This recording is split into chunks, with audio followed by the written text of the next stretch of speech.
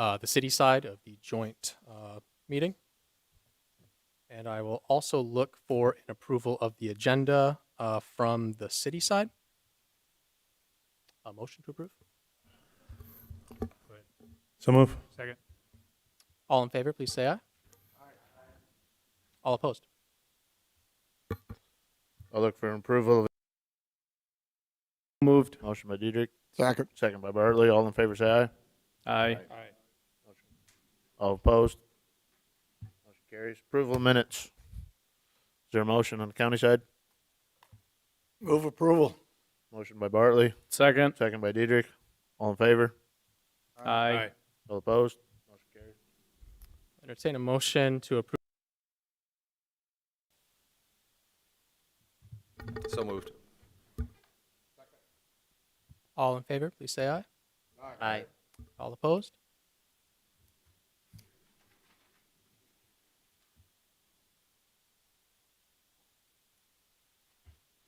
To you, Luke. Oh, okay. I was just waiting for words. Thank you, and good evening, everyone.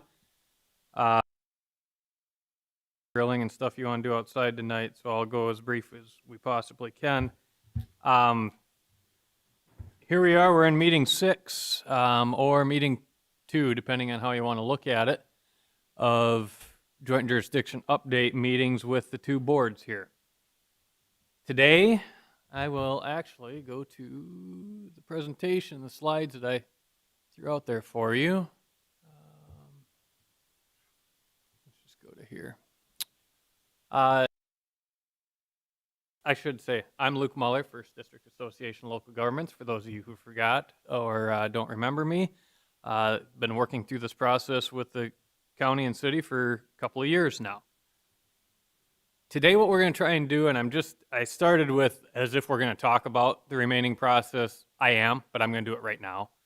Right now what we're doing is we're going through a couple of these meetings, but the plan wasn't and is not to go through page by page of the zoning of this joint ordinance and get through everything. The plan is basically, there were about 4 issues, I think I mentioned the last time, maybe 6 or 7 in all, that maybe there was some consensus, but everyone knew that there was going to be discussion, and the idea was we just go ahead and talk about them here as a group.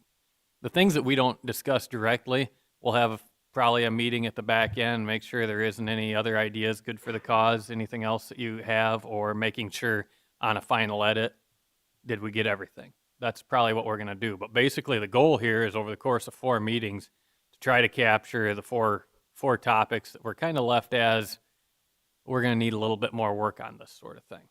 And that's, or at least to make sure planning commissions are on the same page. So that's what we're doing now.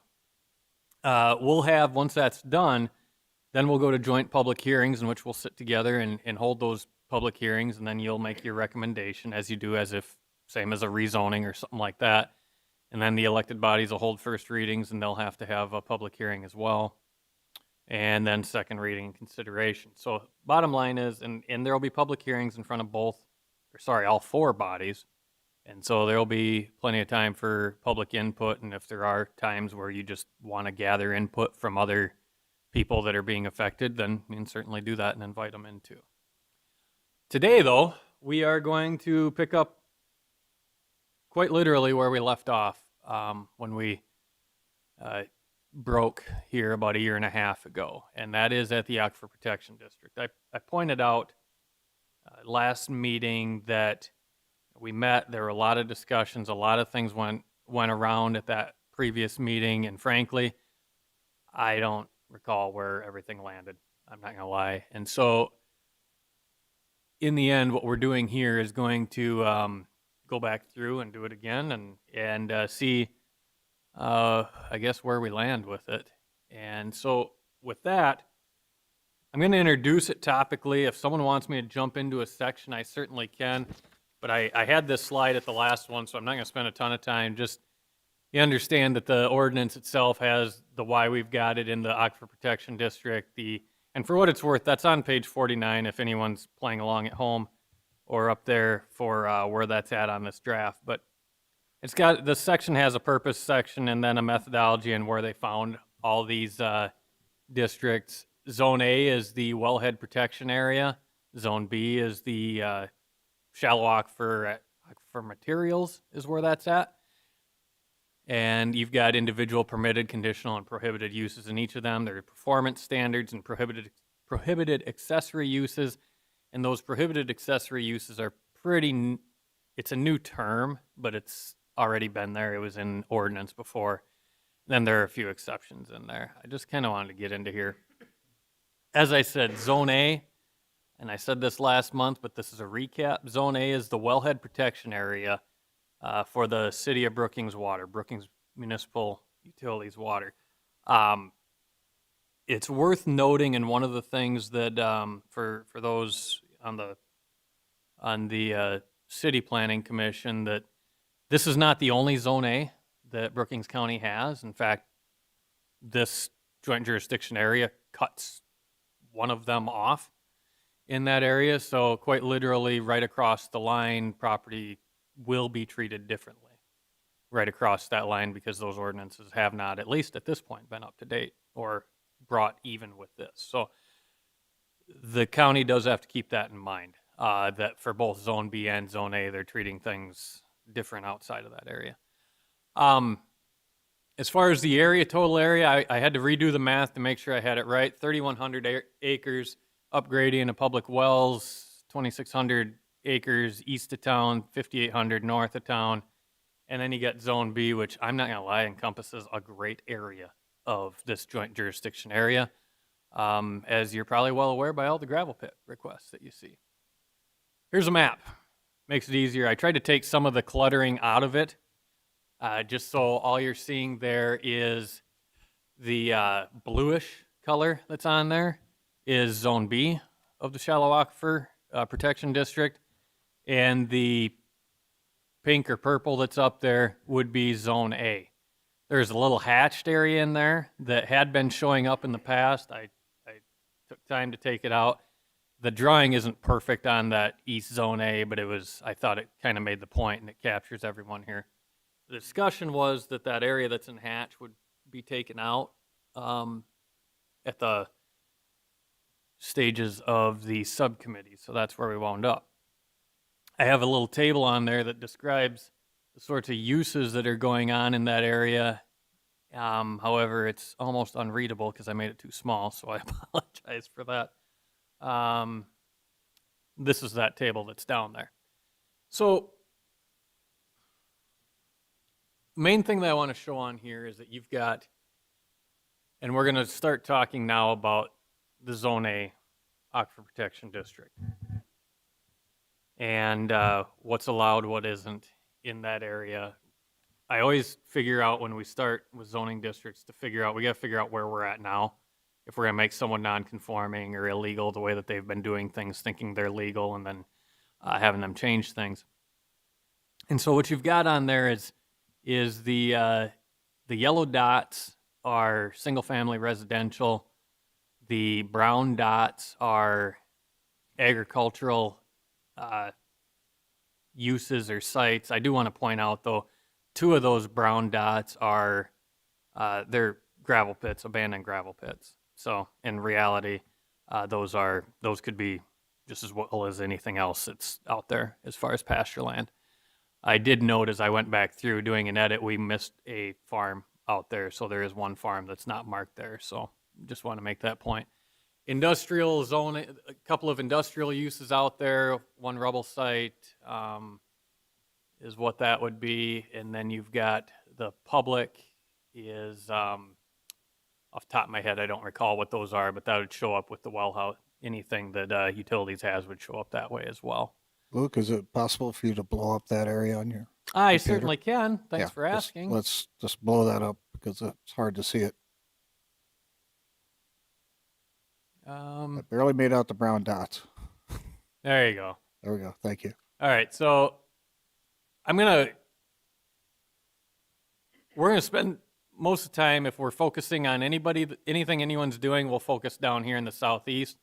But I want to explain to you why we're doing that, because there are only 2 dots in that north one right now. Everything else is mostly being used as pasture right now. Those 2 dots are cell towers. So that's really all that's going on out there on that north one. So as far as concern about who's out there now, it's in this area here. So like I said, that was a good point. We'll zoom in, take some of that out of there. You can now picture the cannon that's facing to the northeast here and figure that out. So you got your industrial spot here, which is actually supposed to be up here a little farther north. And then here's that farm that I mentioned we're missing there. And I think it's just off kilter. It's supposed to be down here is all. So that's what you're looking at. These are all houses. These yellow, this is a sign. This is an off-premise sign. This is a home occupation. And so there you go. So Luke, I'm Brian Gatsky. Yeah. Okay, well, next to the gun club, you've got the green dot there, and then on the east side of the gun club is a trucking company. Yeah. So how come that's not labeled something different than residential? It's a home-based trucking company. The guy lives there. Okay.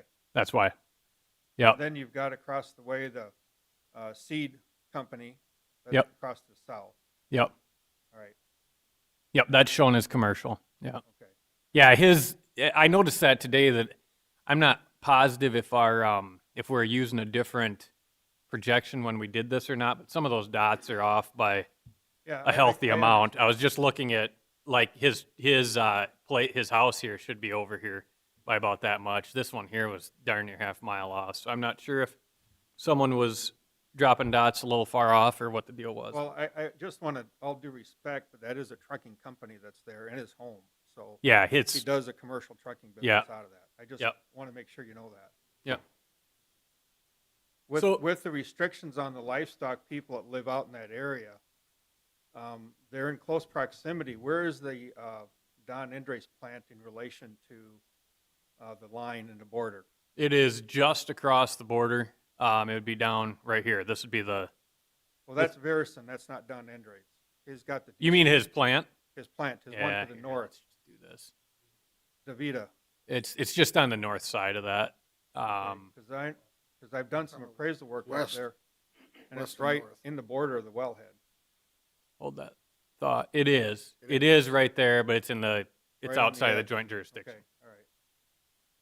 So be advised, that's a thing for the other hat you wear to think about Yeah. on the planning commission. Good points, but those are things that we just try and think about as far as what's out there. Now let's talk about the ordinance itself and how things were listed in there to change. Take this down to page 49. So one of the things that was done was to bring this more into conformance with how we read ordinances today. I mean, it was written quite some time ago, and there's a lot of interpretation on how that goes. How those were operated was that underlying uses were allowed as long as they met certain performance standards, and we really want to bring that into the current age of if it's not listed, it's not allowed. And so that said, that's what it says. So you take it for what it's worth here. So permitted uses in Zone A are agricultural activities, excluding any structures you'd have to build to do those, and excluding any concentrated animal feeding operations. So basically, you can crop farm out there or graze cattle. Permitted uses in Zone A, also signs, and then pump houses were listed in there. Conditional uses would be public utility and public service structures, orchards and tree farms, because they're slightly different than crop farming, so you had to list them out there as a CUP. And then what was listed in here was reconstruction of structures in existence at the date of the adoption of the ordinance, provided application is made within 1 year removal or destruction of the structure. Prohibited uses would be anything that's not listed in the specific aquifer protection district, as well as anything that's not listed in the underlying district as well. It's not like they could ask that anyway. But the third one is existing farmstead exemptions. I'll explain what that is, but that's basically, to summarize, that's just the ability to make a lot less than 35 acres for a house, is what that would be. So what that does is,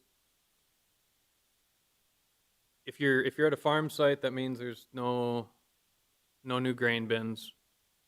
Or if you're on a virgin piece out there, you're not gonna have a new grain bin site. You're not gonna add on to a barn, anything like that. You're also not gonna add a deck onto a house, ever. Not the way that reads, you probably couldn't even get a permit for a fence. The reconstruction would be reconstruction of the structure itself. I do recall that as we talked through some things with this group, was that it went back and forth, but I think that it landed on reconstruction with a certain percentage above. They could expand to a certain percentage with reconstruction as a conditional use, but that's really all that I really recollect from that discussion. And so that's where I wanted to leave it and really let you guys decide. I mean, is that where you want to land? Luke, I know that one time we talked about limiting any structure or anything to basically the size became a doghouse for over the, Mm-hmm. and which is not acceptable to most people that own houses out there, to restrict them to building a doghouse next to their house for storing a car. Doesn't work.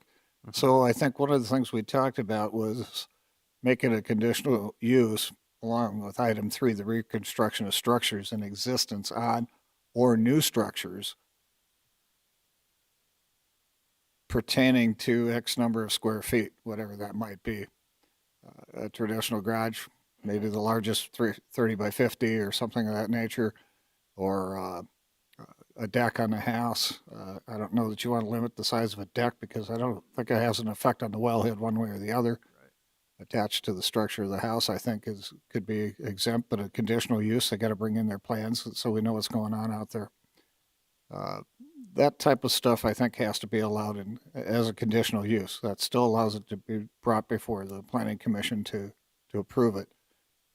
Much larger than a doghouse or nothing at all, not even a grain bin. Even a grain bin, in my opinion, if it's a conditional use and can be approved, fine. But if it's not in the right area, it's grain bin for fertilizer, not grain, obviously you're not going to approve it. So how can we word number 3, reconstruction of existing structures or new structures, and limit it to a reasonable, I mean, we could require a garage to have a cement floor, for instance, so that we don't have somebody storing something in there on gravel and have it leak through into the wellhead protection area.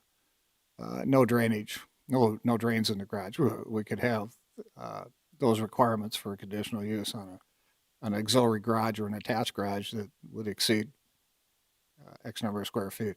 Is it possible to do that? Then I don't think we're infringing upon the rights of the property owners to develop their property to the extent of you can't build anything bigger than a well house, which I consider the size of a doghouse. Well, I'll try to answer that, but I don't want to jump over anyone else that wanted to add anything too. But basically, we'd have to split number 3 up into a couple of points. There is what you'd do.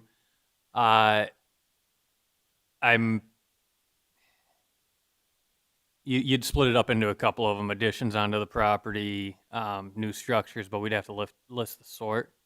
Be it certain types of ag structures, because obviously they're excluded in permitted uses, so we'd have to list them down below in conditional uses as to what they'd be. As far as conditions into there, yeah, I mean, that it makes sense that the real point there is that if you want to be able to make sure that you've got secondary containment, if you're going to have a fuel tank or a Roundup tank or what have you into them, I get that. You could probably write those into performance standards without coming to the board, unless it makes everyone feel better that it does come to a board. I don't know the number of permits that get issued to that area in the year. It may not be many. Yeah, it's probably not many, but in the same breath, I don't know that someone wants to come back this year for their deck and get a conditional use permit for that, which you maybe write an exemption for that. And then have to come back a year later for what would be a 12 by 10 shed or something. I'm trying to go just above what you require building permits, Richard. So that might get a little bit tedious. One of the main things, there were two things that I remember from the why, as far as why we were doing this, why it was listed that way, was one, again, this is the source for water for the city. One was the standpoint of kind of treating it long term. The idea is that the goal is that that becomes the area for water to come out of, and in long term, more or less start treating it like non-conforming uses out there to a degree. The other point, though, was to eliminate the sorts of things that are within there that could pollute, such as septic tanks and stockpiles of things that could pollute over there. So anything you are allowing, you probably want to make sure that you've got performance standards in there to take care of that. If you're not allowing more houses, new houses out there, then you're kind of taking care of the new septic tank issues. The other ones were presumably built to South Dakota Department of Agriculture and Natural Resources rules anyway, which are supposed to be following it. But this is just another way to ensure that. If I recall what back when we first reviewed this particular ordinance, it was almost 2 years ago, Mike, wasn't it, that we started this process? So conversation, some of us are new and some of us aren't, but has the city, as my understanding is, we did a tour, Leanne and us, of that particular area out there. The city has bought up a whole bunch of that wellhead protection area. Do you know when they bought that? Was it prior to this? I mean, if a major portion of this right north of the wellhead was purchased by the city, we're obviously not going to see any construction or permits or activity out there. They bought that, and then they bought some on that north wellhead also. The city did, which is a great way to protect it. So I'm not sure if I this believe gets, that land was right there on that 211 right there, just across the street. If you follow that curve there, that Yeah. number 2 is just southwest of there. Yeah. And I think that's where the city bought that ground. And what we were told on the tour, but I don't know if it was accurate, right where it says 213th Street and those big green letters, right in there, that there was land that was purchased by the wellhead. north side of the road of wherever that is. Is that 37?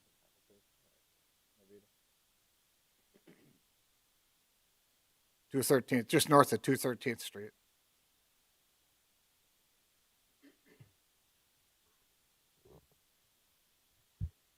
They bought 160 acres of land up in there.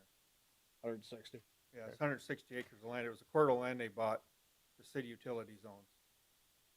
Where was that And located? that's since we started this discussion that they've Right. protected it already. Right, they're so- protecting the wellhead. They'd like to buy more, but it's a feasibility issue. And that was across the street, the gravel road to the north of the existing That's right. 3 wellheads that Wellhead. are out there. Right. And then there's that industrial park on the east side of 34th Avenue. I don't know if the city ever approved that. South of Gilkerson Dairy. Yeah, they bought part of that, plus they went north of 14 Right. also and bought some land up Yeah. there for the new water plant. Treatment plant. Is there ever a concern about the lead that's in the gun club? I got a phone call from somebody about that, saying how do they clean up the lead residue from the gun club? I can't imagine it being very much, but it's in the wellhead protection zone.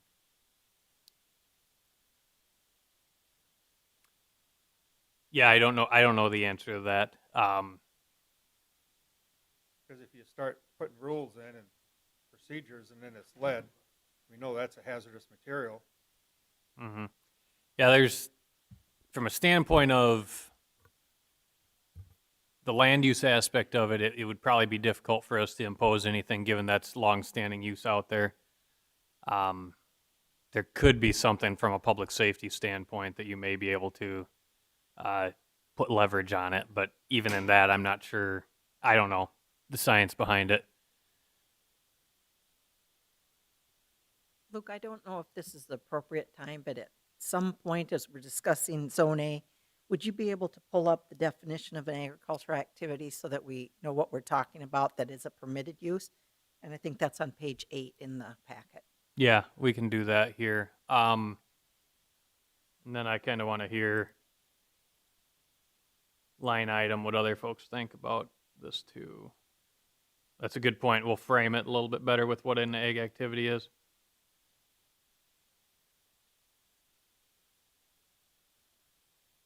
How did we do that? We went agribusiness. It was agriculture is what we were using, right? Well, we say, Yeah, that's right. we say agricultural activities in section 3. Yeah. And then we've got agriculture and we got business activities. And I'm not sure what we're talking about when we say agricultural activities. Agricultural activities are going to be anything that meets the definition of agriculture minus the structures.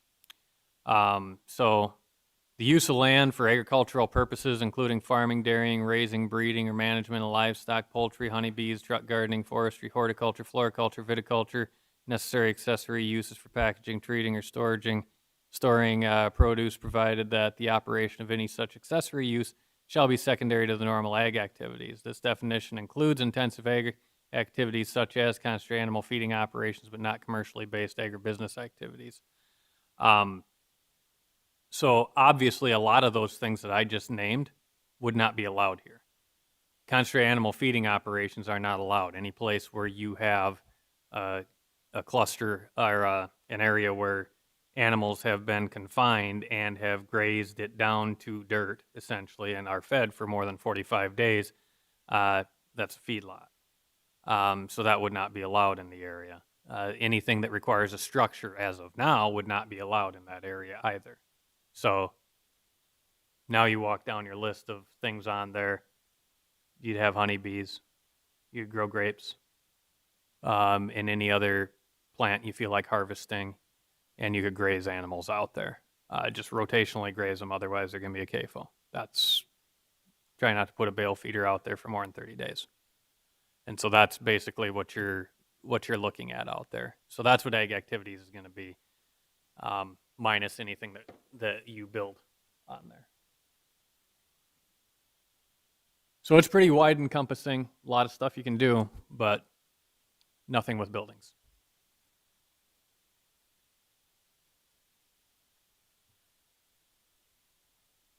All right, so what do people think about what Commissioner Bartley had mentioned here of allowing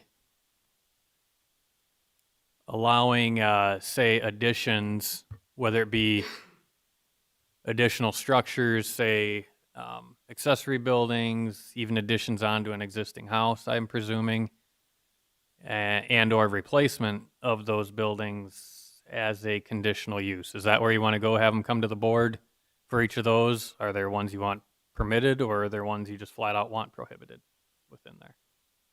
I think if you go with it with the conditional use aspect, you're going to eliminate resistance from the people that are already there because they still have the ability to do things and expand on their property and not devalue their property.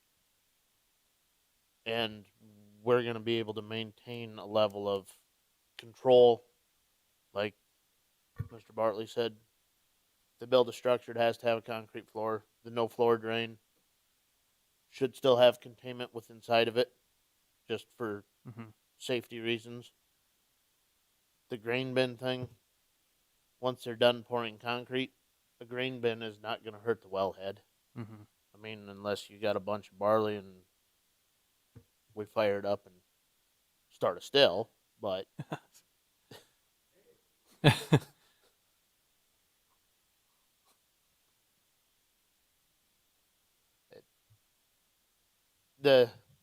if you tell these people that they can't do nothing without a way to purchase their property, you're essentially devaluing their property. And I'm not sure how that's going to work going forward. No, that makes sense. Anyone else? When you had mentioned that grain bins, you said grain bins aren't allowed? They would not be allowed under this draft without a change. What contaminates in a grain bin? I don't know. Okay, because it is a cement sealed on a foundation, and they unload and load grain. I think that went back to, and I'm trying to paraphrase from what I remember, but I think that went more back to the second point that I had made outside of the contaminant standpoint, was just from a non-conforming use, that it's trying to reserve the area for provision of water. And just so I understand, so if we do conditional use, like Commissioner Bartley suggests, and put that in, then somebody that wanted to exercise their rights under that option, that goes in front of the new joint jurisdiction board. It doesn't come to either of us. Is Correct. That would go to that new joint jurisdiction board, is who that would go to. That would go to that combination board. That's a good point. You want to keep that in mind as you're talking about these conditional uses. Yeah, I'm glad you reminded me, because even in my mind, I had that coming to the County Planning Commission. I do have a question though. If I see a lot of heads nodding on that idea as far as doing that as a conditional use, one question I want to ask, because this comes down to how it's got to be written, would that be structure by structure, or would that be for the use? If I come in for if I've got a house there today, and I want to build let's say that we cap a garage right at 36 by 40, or square footage, please do square footage, 1,200 square feet. If I cap a garage at a certain size and I come in for my garage, can I build another one? Do I have to come in? Do I then have to come in to do an addition onto my house too, or is it just I have a house now and I can build all the fun stuff I would do on a house somewhere else in the county? Because most conditional uses go by use as opposed to structure by structure. So that's where I'm going with this. If you look at some of the farming practices where you have people that put 1 or 2 grain bins on a quarter of land for storage instead of hauling it to town, Mm-hmm. that is what I would see as being a request that people would make. Outside of the existing farm sites, I'm not sure who's got the major farm in that area, except for I know that there's a couple pivots that do have a grain bins on them. But that's the only thing I can think of for a grain bin, unless someone has it as an operation. I guess the question I got, is there any chance tillable acres versus pasture acres on it? Not off the top of my head, no. I will tell you that it's probably no. I don't even want. I don't want to do it. 60-40? Yeah, I mean it's real close. I mean it's not. The bulk of the county. I was going to say 50-50 in all reality, but the bulk of the county, is far more into crop production. That's not what this is here. There's a lot more, because it's low lying, and that there's a lot more pasture here than you see in a lot of other areas. Which, from a standpoint of if I'm going to have a site where I'm going to have a grain bin site, I'm probably going to go where I don't have crops. So, But yeah, that's the whole point, I think, is You that know. the odds of building a grain bin on this property is slim to none if Yeah. there's not already an existing operation that's there. So if we can put it in as a conditional use permit okay, requirement, fantastic, but it's probably never going to happen. yeah. And it Yeah. should be structure by structure, I think. That's. Yes. Well, and the other thing with the practice of putting a grain bin or 2 on the end of a quarter is pretty much Right. gone with grain bags nowadays. Because Luke, when you ask structure by structure, you mean like each individual's stay on the grain bin. You'd have to get permission for each individual as opposed to just having a use permission for grain bins, Yeah, and then that's you exactly what and I then was- you could put up 16 under that one permission. Yeah, that's Mhm. that's what I was getting at. Are we going to go 16 conditional use permits at that site, or are we going to say, hey, you got a permit to do grain bins, you're not going to do anything different here? That said, if I do, that would be different, right? If I'm going to do a conditional use for a grain bin and then I want to do a commodity shed or a building where I'm going to store my tractor, yeah, I'm probably going to have to do them differently. Is what I'm sure that's how you're looking at it, right? Yeah. So pretty much everything's going to be structure by structure. it sounds to me like. Thinking the agricultural is going to be pretty much down on the list. It's going to be the small acreages and I those agree. section of houses that we're going to deal with 99% of the time, more so than the grain bins or the other things Mhm. out there. Yeah, I do want to double back to that. You're talking about 23 houses. So those 23 houses over the course of, the next mortgage, I mean, they're apt to be in a couple times, over the next 30 years. Probably each apt to be in a couple times, I would assume.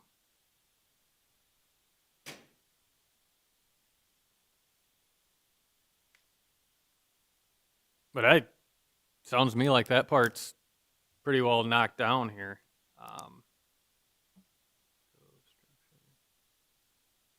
So I want to do this then. I want to dig into that just a little bit more. Are there some specific conditions aside from, I should maybe go down to the performance standards here. And I'll summarize these. And these are the same for the county board. These are the same ones that are in your existing ordinance as well. They're just in a different section here. But I just kind of wanted to summarize here that septic tanks have to be built to the requirements of DANR. Better change that. Well, I'll change it. DANR. Storage of waste. Sorry, not waste. Potential pollutants, liquid petroleum products need to have secondary containment. That's in two places.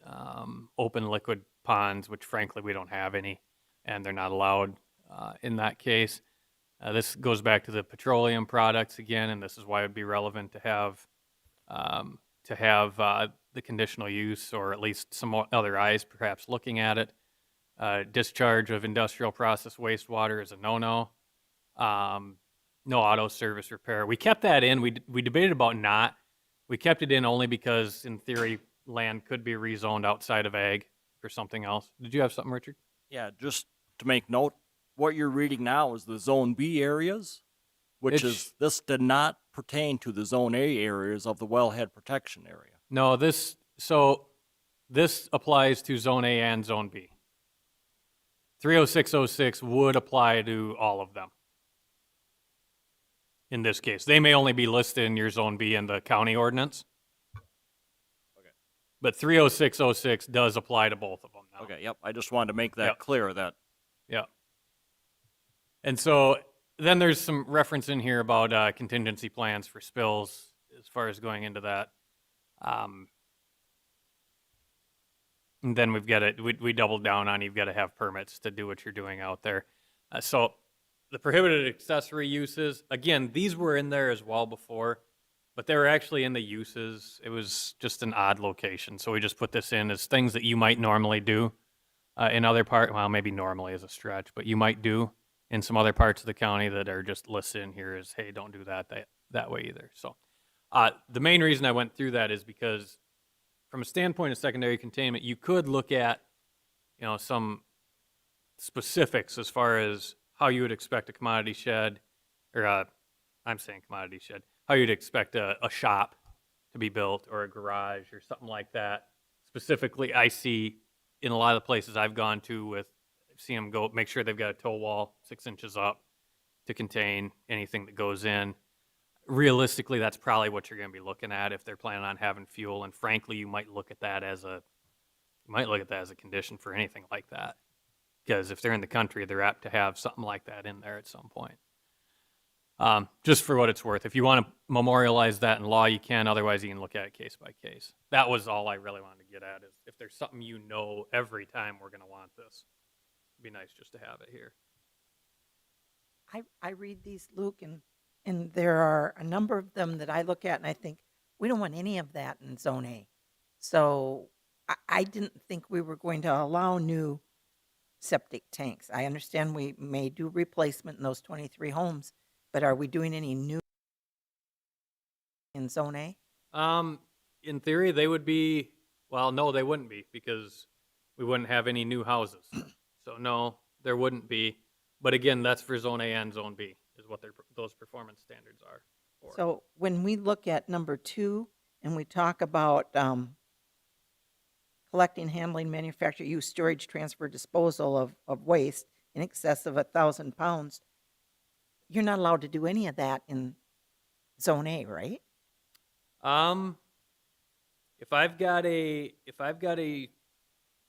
shed that exists, I'm trying to think of the example where it might be. I mean, reality is, if you've got sorry, I should lean forward here.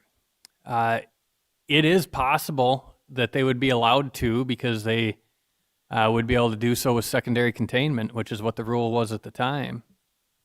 Now, Are we agreeing to do that? I thought we weren't doing that anymore, even no new applications like that, even if there was a secondary. right. Containment. This is about existing uses though, and sites. And where does that say that? Well, the reason is because you couldn't do it with any of the other things that are up here. I couldn't public service structure in here. Ag activities, we're not allowing structures. Now we're going to have the structures as a conditional use down here, but we're going to have. I mean, we could cap and just say flat out that nothing over 1,000, what was it, in excess of 1,100 gallons, but that means fuel. Waste oil. fuel. Yeah, I mean that means any petroleum products and fuel. So if I've got 3 trucks on a property, I'm over that. So the bottom line is there's got to be the ability for them to have that at least in some way, shape, or form. I'm not advising that you run out there and park your 3 semis out over the top. Got it, but I'm using that as the most innocuous of examples. But Luke, I think that, I know we're trying to keep things brief where we can, but it just seems to me that we ought to have performance standards for Zone A and performance standards for Zone B, because when you read that down below where we've got the 2 of them together again, that creates an ambiguity that could potentially result in lawsuits. And I just think we should separate the 2 out, because there are some of those things that we don't want in Zone A in any event.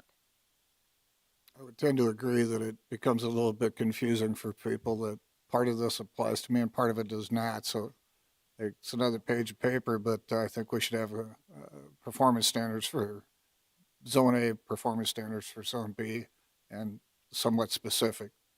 So, I mean, some of them will be duplicated, obviously, but that's beside the point. If I'm looking at B, I'm looking at B.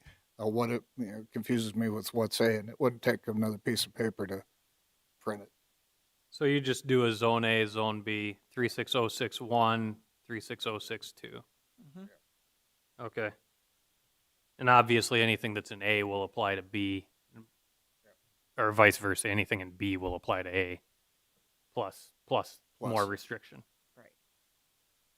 Yeah, that makes sense rather than splitting them. If there's an So- existing business, if there's an existing business out there that has chemicals or ag products, we're not going to hurt that existing business, are we, or are we? Only if it'll become a non-conforming use is what that'll mean. Which They'll be there's allowed to one- there's continue one under out the- there. I mean, Yeah. I don't want to hurt that business. Yeah, they'll be allowed to continue under the terms of the ordinance as they sat. However, if it does burn down or blow away, they would have to be built back into conformance with the ordinance. Okay. Usually the case on non-conforming. They gotta meet the new ordinances. Yeah, because if they're gonna put chemicals on their crop, they're going to do that, Yeah, yeah. and they're going to store it on site, which they do. Mm-hmm. The amount of area and the amount of storage that's out there with the producers out of there are pretty minimal. So I don't think that's going to be a very big thing. Biggest thing is we've got 2 or 3 widow ladies out there with a section or a couple quarters of ground, and they're maybe looking at selling that in the future. If there's no new septic tanks or no new houses out there, that potentially limits their sale of their property of their 35 acres to somebody for a potential buyer to put a home on. Mm-hmm. Versus, now they got to try somebody to sell that 160 acres to buy the whole thing, lock, stock, and barrel. Mm-hmm. Yeah, what this does is guarantees that it's ag land. It's not going to be a place for house or building site. Frankly, it's not going to be a place for a building site. Is there a grant or a fund that the county can go to, because there would be a loss in value? I'm just thinking of Ida Slocum that lives out there. She's got a couple quarters. She's got hydrants around her whole property for fire protection that were somehow grandfathered in over the time. But that's the one property that's right in the middle of this. Mm-hmm. No, there's not. There's not. No. Because in essence, it's the difference between the take, and it's a matter of what she would be compensated for at the time. Could they have an enclosed containment system? I've looked at those too. Under the way this is listed, Yeah. no. You could consider that you would do that, that you would allow additional houses provided they have a sealed holding tank. Right, which is not uncommon in other areas in the country, but it's uncommon here. I will say we see it around lakes, generally. Yeah, Harms Oil has a couple sites where they have sealed containments where they pump out the septic all the time. There's an old lagoon, they just pump it out. They store it in old tankers. Mm-hmm. But that's in other areas of the country where the soil doesn't allow storage. So.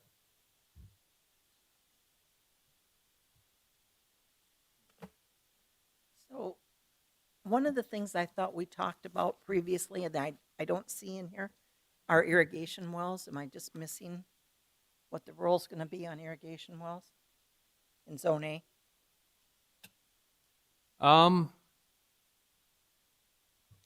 Yeah, I don't recall what we would have done on that. As far as, are we talking about making sure people aren't irrigating their, like, drawing water from the area where the city's drawing water? Mm-hmm.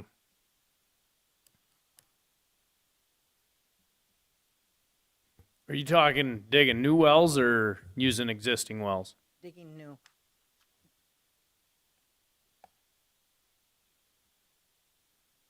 There's a lot of talk about the problem that Aurora has, and I don't know the answer to this. There's always conversation. But the problem Aurora has that they can't use any of their water came from an irrigation well. And that's when we had our joint jurisdiction committee and we talked about irrigation wells. I thought new ones would be prohibited, but maybe I'm wrong on that. I just didn't see anything in here and I wanted to ask that question. Yeah, it might have been discussed. I don't have it in here. It doesn't mean it wasn't discussed or even this last meeting the last meeting 18 months ago, we might have even said to do that in there. There's obviously a water rights question to that whenever someone's coming in for irrigation. If the concern is pollution or if the concern is to take water from a system, if it's taking water from a system, that'd be a water rights question. If it's a question of potential pollution, then maybe. It had to do with when you do the irrigation wells, the changing in the water below surface and the moving of the nitrates. That is Wow. as much as my knowledge is on that topic. You just heard it all. Yeah. And the ag guys probably know a lot more about that than I do. But It would, I suppose, and you know this, anyone that farms, you know that the more water you got on it, the more leaching you've got, I suppose. That's all I can think of that would be along that lines. But what say you? As far as irrigation in that area, new wells, is there? I think any of the land that's farmed in that area right now that has irrigation on it just glancing at a Google Earth image here, I don't foresee any new land. Most of it's in a floodplain anyway that you're not going to be able to, with commodity prices where they're at now and where they were 10 years ago, if it was going to get broke up, it's broke up. That's my opinion on it. But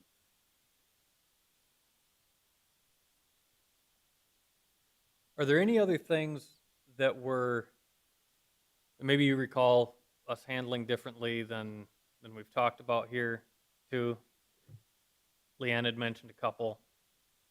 I'm glad you did, because we hadn't talked about, I didn't remember that. Anything else that anyone remembers? Otherwise, I see we're approaching 7 o'clock, and I want to pretty well put this issue to bed before we move on. I feel like you pretty well hit some decent consensus on that. Anything else? I do have one question. Yeah. So for additions to primary residences, then I do recall we that primary residence at one point in time. Where do we sit on that now? Did I miss that? Basically be removed, and it would be part of the performance standards. I mean, right now, if you got 35 acres and you want to build a house out there, not in this floodplain, you can do it. But I don't see these people, I don't think any of these houses are in 35 acres now. So I don't see, if they want to build onto their house and it meets the setback requirements of the county for any of that type of building, I don't think we should restrict it. I think the primary thing you'd want to pay attention to in that case, and here I sit, who knows who will be around here in 15 years or whatever when someone comes in, but the primary thing you'd want to focus on is making sure we're not adding dwelling units, needs for another septic system, things like that as you go out there. I mean, that's basically it. I do think that I'll go back through. If it's really your intention to let's not have septic tanks, any new septic tanks out there, bar existing ones, replacement of existing, maybe just say that's one of those performance standards or prohibited accessory things that goes on out there, is that no new, unless it's a replacement of an existing, if that's what your intent is. That would make it clear that if I put up a shed, if I put up a 36 by 48 shed, I'm not going to put a bathroom in it unless it's going to the existing septic tank. For future generations that are doing this. And again, that assumes that's your intent, but I see enough head nodding that I'll probably put it in, and you can tell me if it's wrong.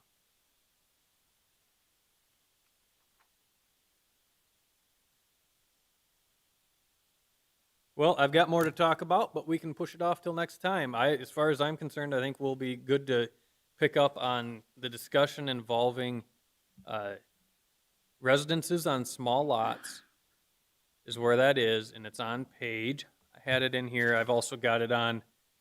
I'm not going to add, frankly, any slides to what I've already got to this.